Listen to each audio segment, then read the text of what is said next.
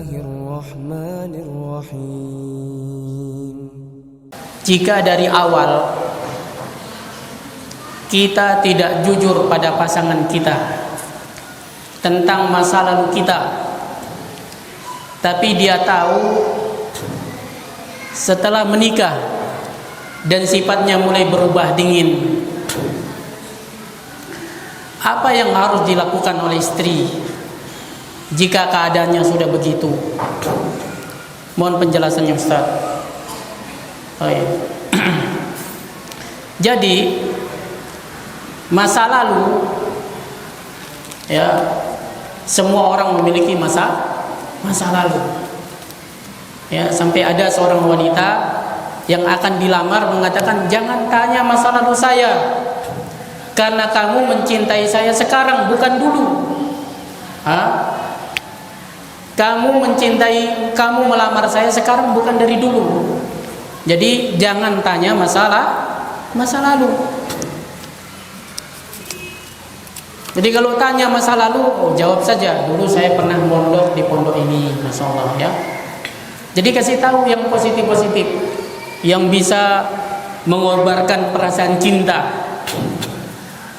Ya, dulu saya adalah seorang wanita yang menghafal Quran.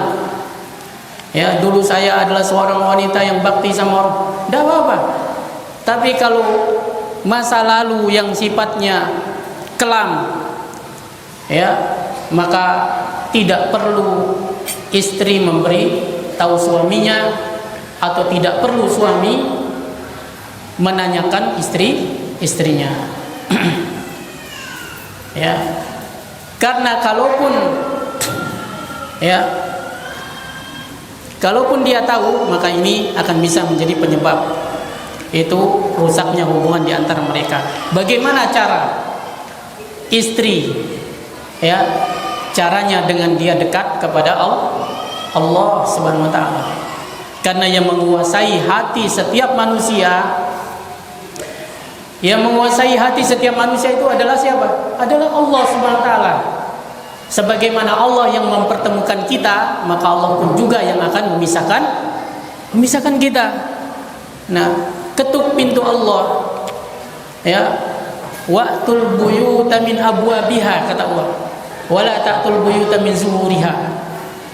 Masukilah rumah itu dari pintunya, jangan dari belakangnya. Ya, pintu segala sesuatu yang akan bisa membuka berbagai macam masalah itu adalah pintu Allah Subhanahu wa ta'ala. Ini yang pertama dari seorang istri. Kemudian untuk suami, ya, untuk suami bisa dia melihat masa lalu istrinya dengan melihat masa lalu dirinya, ya. Jadi sekali lagi, masa lalu sang istri bisa dia tahu tanpa perlu dia tanya. Tapi bagaimana caranya? Dengan dia melihat sendiri masa lalunya. Kenapa? Karena Allah berjanji dan Allah tidak akan mengingkari janjinya. Apa kata Allah? At-thayyibuna lit-thayyibat. Laki-laki yang baik pasti diperuntukkan untuk wanita-wanita yang baik. Ya. Al-khabisuna lil-khabisat.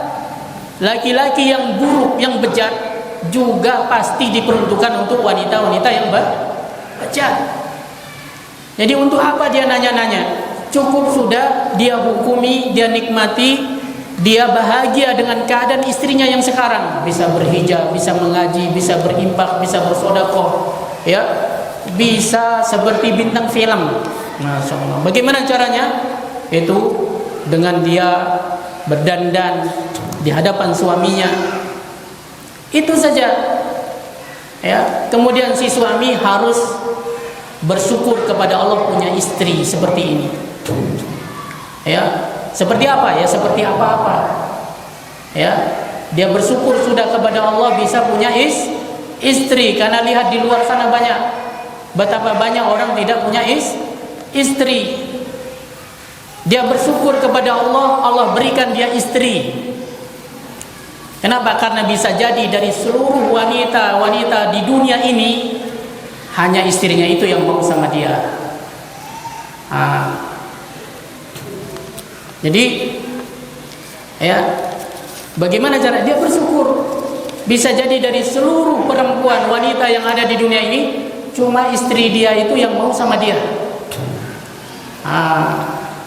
Dengan dia memikirkan, mempertimbangkan ini, nggak perlu dia bertanya, ya.